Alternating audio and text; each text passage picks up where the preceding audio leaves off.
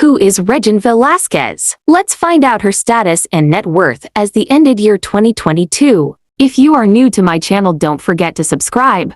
Click like and notification bell for you to get updated to our Pinoy Payment TV upload video. Regina Encarnacion Ansong Velasquez, born April 22, 1970. She is a Filipina singer, actress, and record producer. She is considered one of the most influential figures in Philippine popular culture and is known for her vocal range and belting technique. She had unorthodox voice training during her childhood, where she was immersed neck-deep in the sea. Velasquez rose to prominence after winning the television talent showing Bagong Campeon in 1984 and Thesia Pacific Singing Contest in 1989. Under the name Kona, she signed a recording contract with Octawarts International in 1986 and released the single Love Me Again, which was commercially unsuccessful. The following year, she adopted the stage name Regine Velasquez for her debut studio album. Velasquez announced her relationship with singer-songwriter OGL Cassidan, an article published by Z magazine in June 2007. 234 On August 8, 2010, the couple announced their engagement. 235 And in December, they married in Nasugbu, Batangas. 236 She gave birth to their son, Nathaniel James. Regine Velasquez net worth. Regine Velasquez is a Filipina musician and actress who has a net worth of $14 million. As of now, December 31, 2022, Regine Velasquez show her private closet to the public for these past few days, especially her shoe collection, as she really in love those very prominent signature shoes she wanted for her entire career. Stay with us and let's watch her walk-in closet, how she really loves those few signature brands she had. Kung to sa totoong price, it would have been siguro mga $1,500 or $2,500. Ipapamana ko na to, kasama ng iba pang sapatos. Mamaya i-announce ko. Hindi namin pinapakita talaga yung walk-in closet namin because hindi sa ayaw namin i-share. Because it's, very personal. So, kaya pagka nagka-house tour, we never show the upstairs. It's always just the first floor. Pero the second floor, it's always parating hindi pinapakita kasi very private naman yan. So anyway, but today, since special kayong dalawa, for the very, very first time, ang aming walk-in closet. Ready na ba kayo? Ito na, hindi ko mabukas. Ayan! Diba? Ang ganda. O, konti na lang color coordinated na rin. Mga shoes! Daming shoes! Diba? Coordinated din, leather, rubber, ganun. O, ha? Ganda, diba? Ang tawag kasi dito ay expectations versus reality. Ito yung akin. Magulo yung akin eh. I've been wanting to fix it. Tingnan mo naman, meron pa dito sa floor. Kasi, yung mga damit ko syempre malalaki. So, ang hirap pagkasyahin. By the way, ito yung sinuot ko sa katatapos lamang na ABS-CBN ball. And this is by Carrie Santiago. And this is another Carrie Santiago na I wore in another event, I think for Mega. Do you guys remember this? This is the R2K. Well, it was a bra before, but I don't really remember. Pero parang naging corset siya, siguro inayos. Ayan. But this was the original. And this was made by Eddie Badeo, who passed away very, very recently. And this was given to me by Chok. Thank you very much, Chok. Na parang inano pa niya yata to eh. Anong tawag doon? Parang in-auction yata to. Binili niya ng mahal. Hindi ko alam, mayaman pala si Chok. So, yeah, I have scarves, I have boxes all over the place, I have my bags, I have my shoes na hindi ko na makita kung ano yung nasa loob. Meron nang namumuhay na ibang entity doon. Kasi sa asawa ko ang linis, yung sa akin ang gulo-gulo. My bags and my other stuff. Look at this! What the heck? Look at this! They're just here all over the place! Stuff! I really want to fix my closet. I really want to do that, but I just haven't had the time to do it. Ang hirap kasi sa babae, yung meron kang above the knee, meron kang below the knee, and then meron kang midi, and then you have the gowns. And I have lots of gowns, and they're huge. How can I fit them here? And of course, my dresses. Itong mga damit na to, pag pumapayat ako, nag-shopping ako. Tapos, tataba ako. Tapos hindi ko na naman siya isusuot. Kalahati ng mga damit na to, hindi ko pa nasusuot. Kasi yung iba nakatabaan ko na. Yung iba nakapayatan ko na. So, ganun. So, ayan. Tinan mo, meron pang tag price. So, iba nito. Ayan. Like ito, bago to. Ayan, mga ino-order ko. Ang dami. I don't know what to do with this. Help!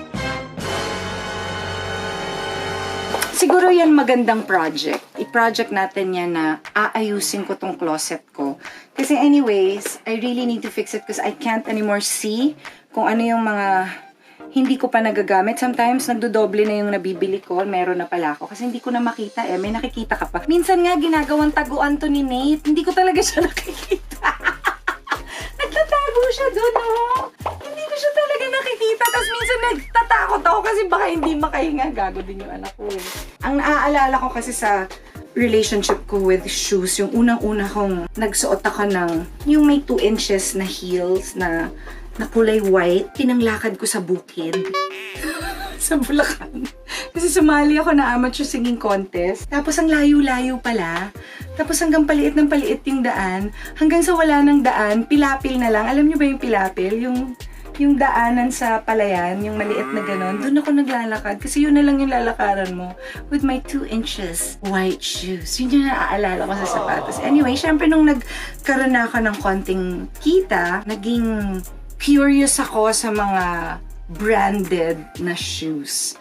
I don't know how it started, but I think it started nung nag-Hong Kong ako. Di ba nang meron akong Asian album, yung mga Listen Without Prejudice, yung mga ganun. I think it started there kasi sa Hong Kong ko nakikita yung mga branded na sapatos. Na sabi ko, ba, magaganda sila in fairness. Tapos parang lahat ng kulay meron sila and even the odd colors, they have it. And in fairness, dun sa mga mamahaling sapatos, matibay talaga siya. Matibay talaga, pero minsan masakit din sa paa. Actually, a lot of times masakit siya. So, let me tell you about one of yung mga special na sapatos that I have in my collection. This is a Louis Vuitton vintage. I can't remember when, siguro mga 2013. Kung merong nakakaalam sa inyo kung kailan lumabas tong design na ito, you guys can comment below and let me know so that I know also when it came out. Kasi hindi ko na maalala talaga. Pero talagang hinanap ko to. I went to the States kasi meron akong tour. Hindi ko siya nabili. I was not able to get it there. I went to Australia and nakita ng sister-in-law ko doon. Sabi niya, Reg, nakita ko yung shoes na hinahanap mo. I don't remember how much it was. Maybe you guys can also find out how much it was. But yeah, ang ganda, di ba? This is a runway collection. I'm such a big fan of Louis Vuitton shoes talaga. And this is another one. Di ba ang gara? May sarili kang stage. May sarili kang platform. Ito din hindi ko na alam kung kailan ko nabili. So kung malalaman nyo, isulat nyo na lang dyan sa baba. Ang ganda rin ito. And it makes you look longer. Siyempre kasi ang tangkad niya. Sa sobrang fan ako ng Louis Vuitton, I've had this for like 23 years. Yung mga fans na kilala ko, kilalang-kilala nila to. Because I used to always wear this. Wherever I go, I would wear this. As in, sobrang nasira na to. Ayan, hindi ba halata? Hindi na totoo yung sole niya. Hindi na talaga. Iba na, kasi pinaayos ko na siya. Dati natatanggal-tanggal na to, pero ito pa rin yung original, pero pinadikit ko na. Ngayon nga, lumutong na eh, kasi hindi ko na siya sinusuot. Parang, I just kept it for art's sake. Ngayon siya. Considering nga sa aking height, maliit yung pa ako. I'm only a size 6, not even a size point. Hindi man lang ako 6.5. I'm a size 6. Pagka nag 6.5 ako, medyo may, yung pwede mo nang ilagay yung finger mo dyan. Ganong kaliit na yung pa ako. So, I'm medyo big here. So, hirap ako kasi laging masakit yung pa ako. So, I could never find any comfortable shoes actually. So what I do is buy shoes and tiis ganda na lang. Now, this is one of my favorites. This is Gucci. Kasi tinan mo naman, no? It's such a badass shoes, di ba? Ito oh, I wonder kung totoo talaga tong bullets. Di ba mukhang bullets talaga? Yeah, mahilig ako sa mga odd-looking shoes. Like this one is from McQueen. I love it. And this one you can wear with anything. You can wear it with green, blue, red, or even like a beige simple dress and like wear a shoes like this na medyo, diba, medyo ano siya, medyo rakista siya ng konti. Tapos meron siyang skull kasi yan ang signature ni McQueen. I'm also a fan of McQueen. Kasi maliit ako kaya kung mapapansin nyo ang tatangkad. Pero actually, ito like, this one is not so high. I think this is like about 4 inches and this is about, I think this is about 5 or 6 inches kasi meron siyang parang platform sa umpisa. Pero, you know, kahit na mukhang ang tangkad-tangkad niya, it's actually comfortable for me to wear. Kasi meron siyang ganito, yung platform dito. This is another Louis Vuitton. Again, this is a runway collection. Meron tong tear ng bag na merong mga ganyan-ganyan, bato-bato. I love it. Ito, hinanap ko din to. Pero I think I got this in New York. Ito, favorite ko din to. Super favorite ko din to. Alam mo, ang weird na yung mga shoes ng Louis Vuitton never naging popular. Like, I love this. Like, when you wear it, di ba, ang tangkad, makikita mo yung parang pinaka-sole ng paa ng babae. Ayan, o. Meron siyang space doon. Di ba, ang ganda? I love this. I love these shoes. I think I'm gonna wear this again. I actually saw one on eBay na brand new. I wanted to get it, kaya lang size 7. So, mas maluwag na yun sa akin. But I wanted to get a new one of this kasi medyo may pagka-badass din to eh. This one is nice also. This is the Gucci one naman. Ganda na. Maganda din to, sexy.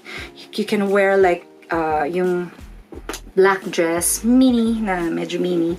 Yes, you can wear this. Ganda, di ba? Medyo matangkad din. Tapos may platform din siya. Gusto ko. Ngayon tuloy nag-discover ko yung mga sapatos ko. Susuot ko nga ito mga to. Minsan kasi hindi ko na... ito. Ito yung talagang hinanting ko. May storya tong sapatos na to. Ito, may isa pa nito eh. Pero hindi ko mahanap. Anyway. Ito, yung style na to, yung merong ganyan. Tsaka yung meron nito. Ang tagal-tagal kong hinanap. Kasi di ba pagka nagbabasa ka ng magazine, dati wala pa namang tablet nun. So lahat kami magazine. And I love reading magazines and that's actually one of the reasons why nagkaroon din ako ng relationships with, you know, branded stuff because of mga magazines. Gusto ko yung pag nakita ko sa magazine, ang thinking ko, pag pumunta ako sa shop nila, mabibili ko. Hindi ko naiintindihan na there is such a thing as a runway collection. Malay ko pa. Basta in-advertise, dapat nandun. Yung pala, hindi ganun yun.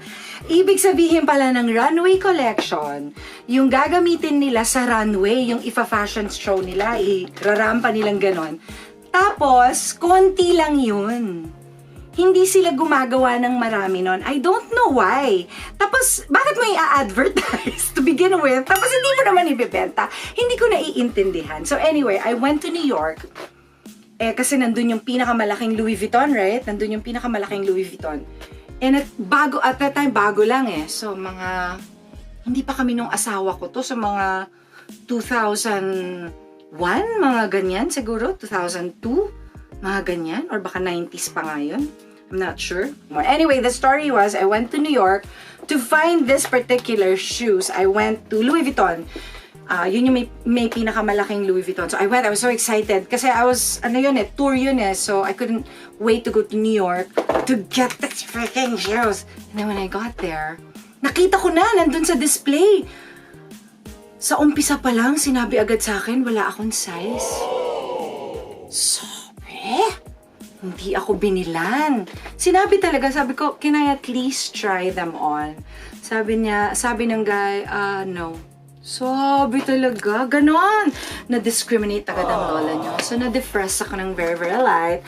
I went to, ano ba yung katapat niya? Neiman Marcus. Katapat lang ni Louis Vuitton, si Neiman Marcus. Si Neiman Marcus, maraming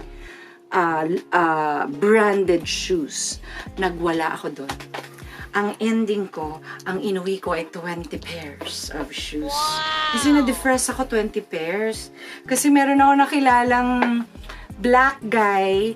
Again, I was being discriminated. No one was making me pansin. Yung lahat sila nagsusukat ako yung... Walang pumapansin sa akin. Until this guy came to me and then he said, do you need help? Sabi ko, it's parang may iyak na ako. Yes, I need help. So, lahat ng tinuro ko, binili ko talaga. So, ang happy niya. Super happy siya. Samantalang yung mga buwisit na ibang nandun, nagtitinginan sila kasi yung mga ibang nagsusukat doon, wala namang binili, te. Anyway, so, pagkatapos kong bilhin yung 20 pairs, pumunta ulit ako ng Louis Vuitton. Nung marami na akong bit-bit, pinapasok ako sa loob ng Louis Vuitton at nabili ko siya. Yan ang story ng Louis Vuitton shoes na ito. But, you know, it's okay. Kasi, I don't think you should feel bad pagka nadi-discriminate ka. You go back and like, kick some ass. Right? So, yan ang story niyan. Marami pa akong very memorable na mga sapatos. I don't know, kasi meron akong mga ganun eh. I guess meron talaga akong fetish. You know, yung ba yung tawag doon? Fetish sa shoes. I'm also very fond of this one. This is my first ever Dolce & Gabbana shoes. I got this here in Manila. But I got it for 5,000 pesos. Kasi it was on sale. But I have been looking for it actually talaga. Pero kung nabili ko to sa totoong price, it would have been siguro mga $1,500 or $2,500. Pero nakuha ko lang ng 5,000. Tapos in my size pa. And I love it. And guys, guess what? Kung mag-subscribe kayo sa akin, ibibigay ko na to. Ipapamana ko na to. Kasama ng iba pang sapatos. Mamaya i-announce ko. Pero isa to, di ba? Ang ganda naman talaga niya. Ewan ko lang kung magagamit to nang mapagbibigyan ko bilang ang liit ng paa ko. But yeah, that's one of my favorite. And this one, look at this one. It's not my favorite, but it's so nice.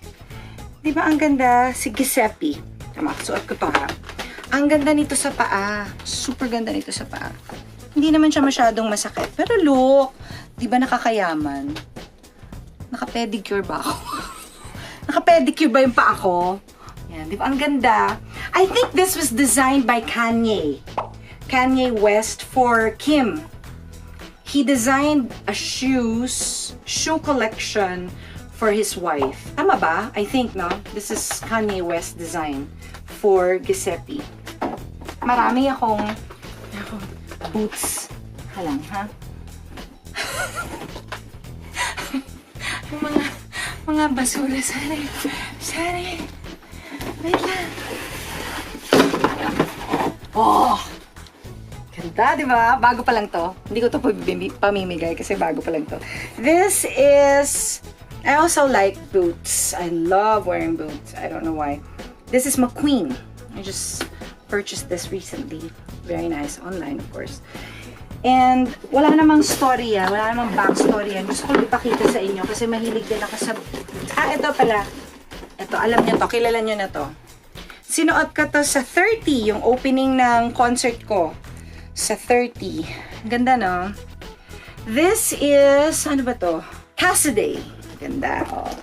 Actually, alam mo, pag nagko-concert ako ng naka-boots, one time, I remember nag-concert ako ng naka-boots pero naka-gown ako kasi it was more comfortable. Kasi parang may support sa ankle. So, hindi ako nahihirapan. Kasi minsan yung ibang sapatos parang napapagod yung ankles ko. Tapos parang nadadapa-dapa na ako. So, kaya, ay, ito maganda. You gotta see this. Ito, may storya to. Hinabol ko to kasi wala na nito eh. This is Tom Ford. And again, this is Runway Collection. And if you buy this, like kung nabili ko to sa totoong price niya, this would have been $5,000. Yeah. Kasi tingnan mo naman, it's so intricate. It's beaded. Look, you can't see what's inside, like kung anong material inside because it's heavily beaded. Tapos may design yung beads. And I think runway collection lang talaga to. Sinuot lang talaga sa runway. I think this is a size 7. Pinatulan ko na, nakuha ko to sa eBay. As in, nakipaghabulan ako sa eBay. Because I wanted so much to get it. Eh, di ba, it's so pretty?